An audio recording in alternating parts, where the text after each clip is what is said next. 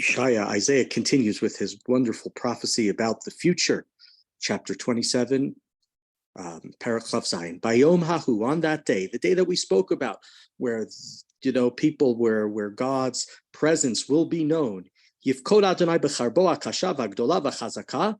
Then God will punish with his great, cruel, mighty sword.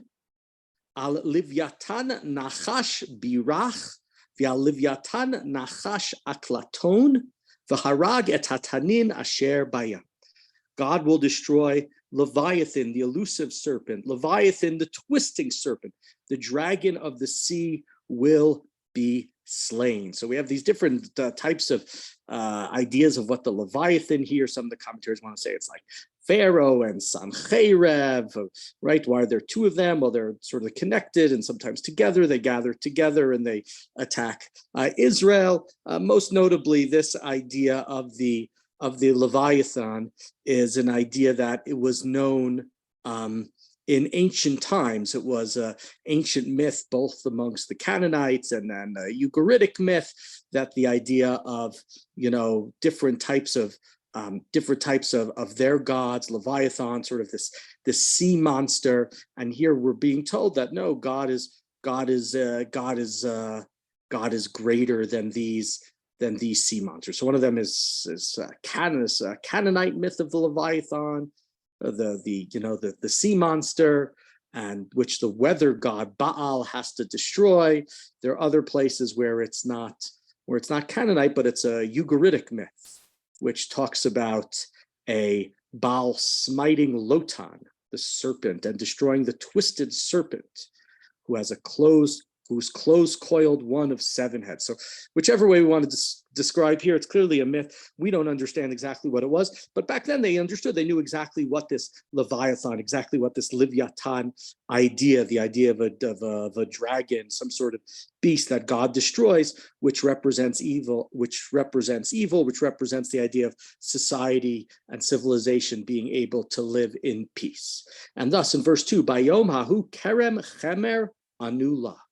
And on that day, they will sing about the vineyard of joy, the vineyard of delight. They'll sing about that, right? Everything is fine. We don't have to worry about these terrible things. It's a vineyard that can have a wine, and so it's right. It's again a day of joy due to the singing. And remember, in past chapters, one of the things that was evident was we talked about how Bnei Yisrael would be eating, but they would be so scared when they were eating even their meat that they wouldn't be joyous, would be without the singing. So here we've gone back to a time where not only are people eating, but they are rejoicing. Ani Adonai notzra lirgaim ashkena pen yifkod aleha laila vayom etzerena. I, God, will keep watch over it. I water it every moment, right? This is referring to Yerushalayim. You could say metaphorically is referring to this vineyard. No harm will happen to it. I watch it day and night. God, right, says that he watches over Jerusalem. He watches over this vineyard. The idea that God's presence, God's Shekhinah, it resides forever in Yerushalayim, even after the destructions of the Beit HaMikdash, unlike, let's say, for example, Sinai, where God was there in a much more concentrated way during the 2 times in history, during the giving the Aseret HaDibrot, and about a month ago with a group from this yeshiva. That was the 2nd time. And so God says that, in Jerusalem, I will remain forever and I will watch over it. Chema ein li, there is no anger in me. I have no wrath. Okay, which seems strange because there seemed to have been a lot of wrath in past chapters. Mi yitneni shamir shayit b'milchama ef se'aba atzitena yachad. Even if you offer me thorns and thistles, I will march to battle against it and set it all on fire. Right? When God goes to war, he'll wage war against, certain commentaries say this is referring to Yishmael, but with all that wrath, God is just going to act in the sort of the normative way of battle. And then, Yachazek b'mu'uzi ya'aseh shalom li, shalom ya'ased li.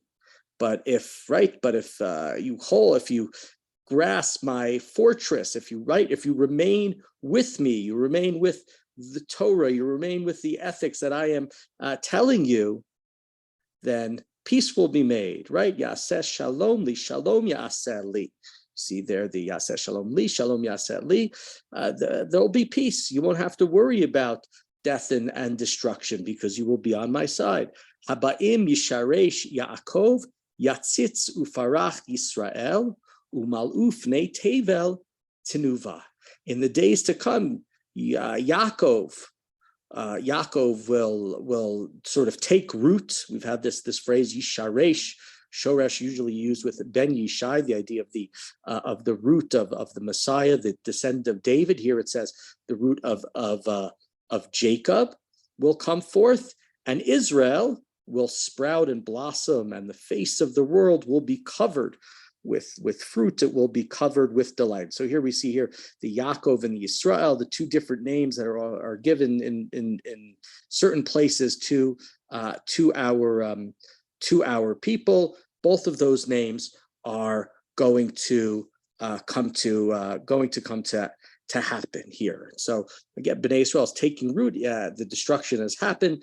The mythical creatures, the Leviathan, the two Leviathans, the serpents, have been subdued. The world is a place of peace. Whether, again, those mythical creatures are originally mythical, but here may be referring to the Assyrians and to the Egyptians or to other world powers is unclear, but it's understood by everyone as showing that, the ultimate destruction of evil has happened. Continuing in verse 7. Hakimakat makeu hikahu, Im kehereg harugav horag, sorry. Was he beaten as his beater has been? That's a great translation, because you hear the alliteration, makamat, makehu, hikahu. Right, the word hika, and so in the English, was he beaten as his beater has been? Did he suffer such slaughter as his slayers? Right, so what's saying is, is Bnei Yisrael suffering the same as the suffering of Pharaoh? Is it the same as the suffering of the Assyrians? Was it as bad?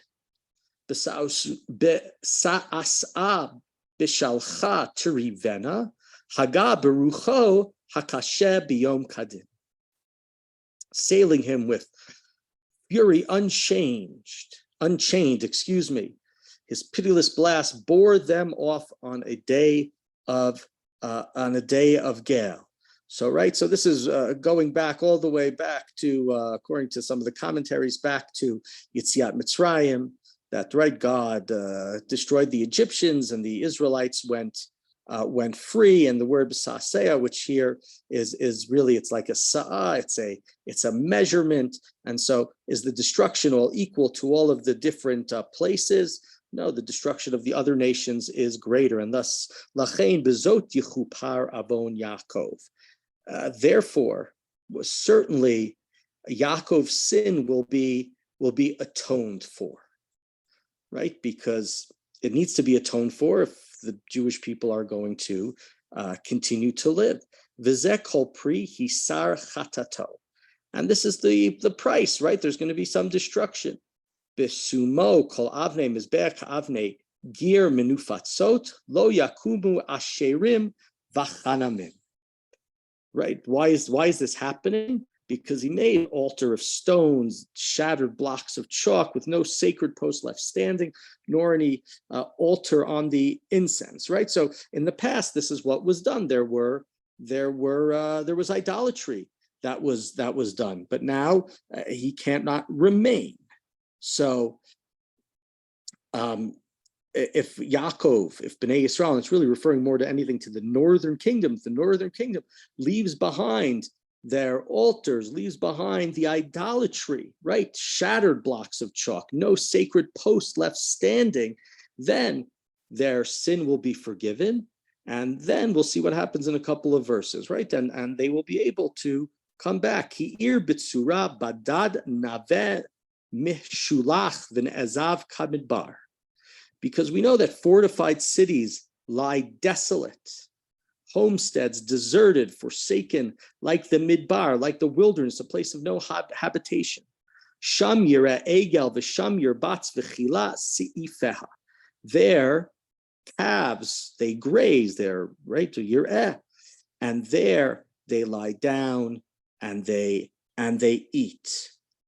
So, right, this is talking again about the destruction that has happened, and it seems to be referring to the idea of whether or not Bnei Israel will be able to come back, the northern kingdom, the northern tribes, because the places where they had previously dwelled are now generally desolate. They are empty, and certainly they will be empty after, once God does, as he promised in the previous chapters, to soak away or to destroy all of the other nations of the world, the enemies of Israel.